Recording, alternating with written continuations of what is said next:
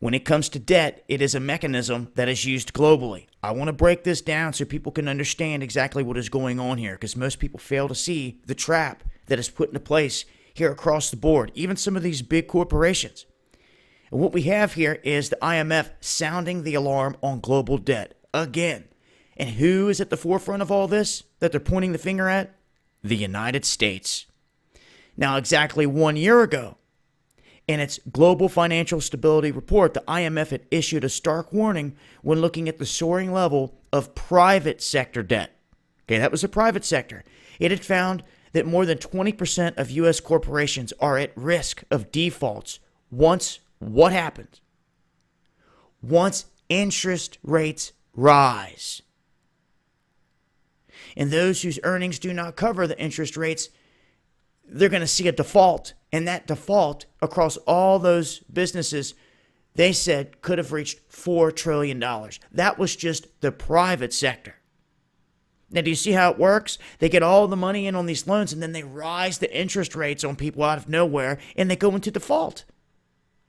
So, fast forward to exactly 1 year ago today, when the IMF once again sounded the alarm on debt, this time on the public side of the ledger.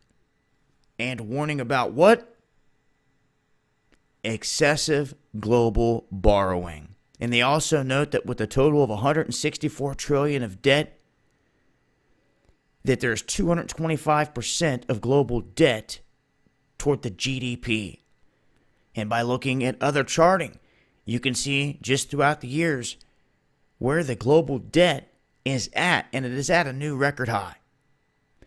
So with all of this in play, the biggest warning that I can give everyone out there is to realize this: the world's public and private sectors are more in debt now than at the peak of the 2008 financial crisis, when the global debt and GDP had peaked at 213%.